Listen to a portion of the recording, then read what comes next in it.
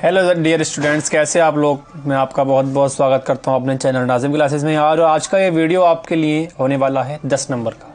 हाँ जी, बिल्कुल 10 नंबर आपके इस वीडियो से बिल्कुल ही पक्के हो जाएंगे। वो कैसे? जैसे कि आपको प्रश्न सामने नज़र आ रहा है, दिए गए गद्यांश पर आधारित निम्नलिखित प्रश्नों के उत्तर दीजिए।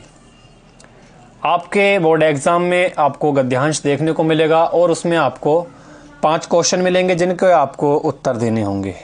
देखिए 2 नंबर का एक प्रश्न होगा और टोटल मिलाकर बैठते हैं आपके 10 नंबर। तो वेरी वेरी इंपॉर्टेंट ये आपका गद्यांश है, ठीक है। और ये आपका पहले पार्ट का है। इसमें हम आपको ये तरीका भी बताएंगे कि कैसे आप पहचानेंगे कि ये गद्यांश की जो लाइनें हैं, जो पंक्तियां हैं, वो कहाँ से ली गई हैं, जो सेंटेंस है वो किस चैप्टर से लिए गए हैं और किस लेखक द्वारा ये लिखे गए हैं। तो वीडियो को कंप्लीट वही देखें जिनको ये चैप्टर अपना क्लियर करना हो। तो देखिए, जैसे कि है राष्ट्र का स्वरूप, और इसके जो लेखक हैं वो हैं वासुदेव शरण अग्रवाल।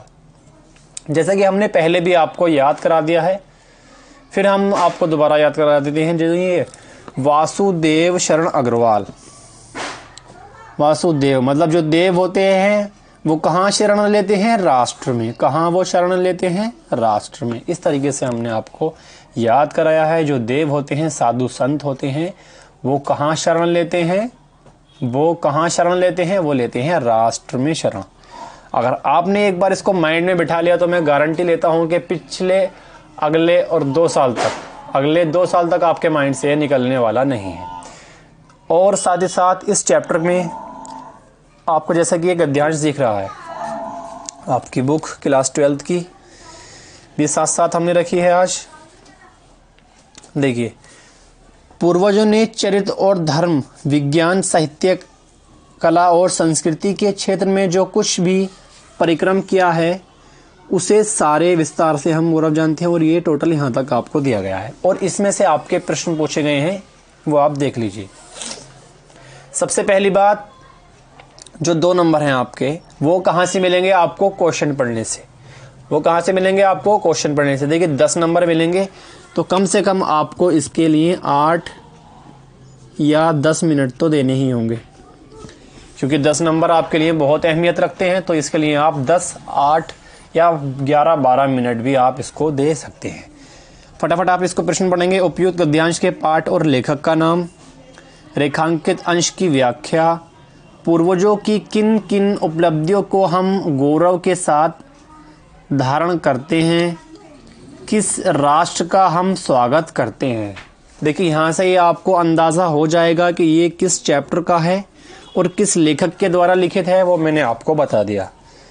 नेक्स्ट क्वेश्चन नंबर 5 है, प्रस्तुत गद्यांश का आशय स्पष्ट कीजिए। ठीक, अब आपको 2-3 चीज़ें अपनी कॉपी में नोट करनी होंगी। वो क्या?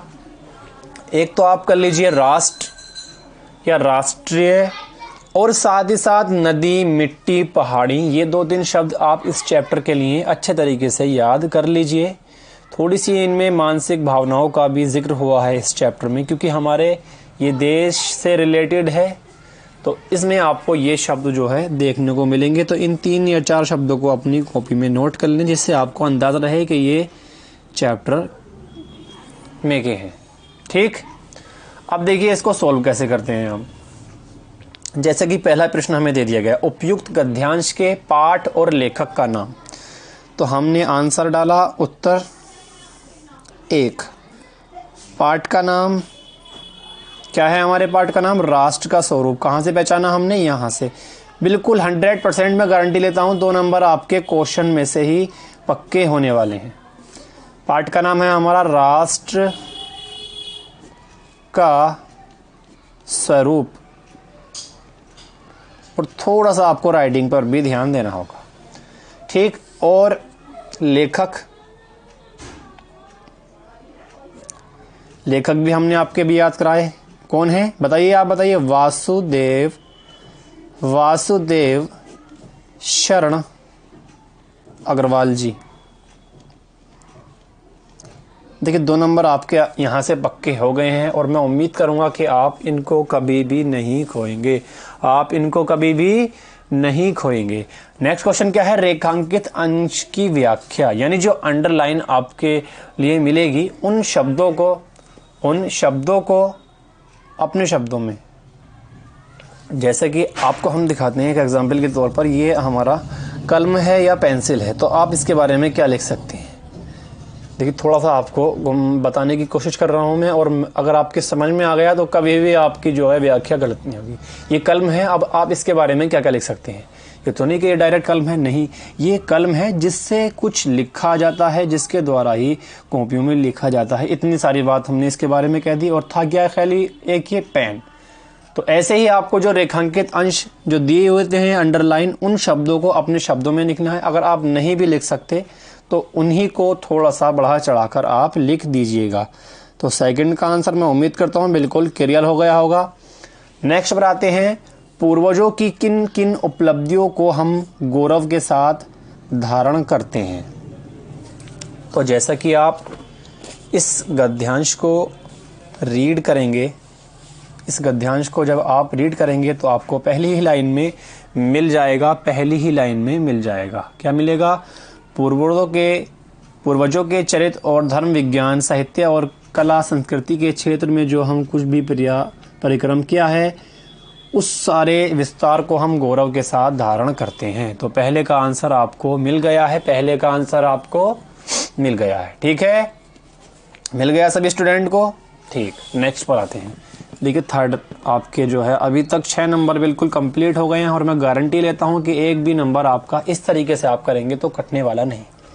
तो फटाफट नंबर आते हैं 4 पर। किस राष्ट्र का हम स्वागत करते हैं।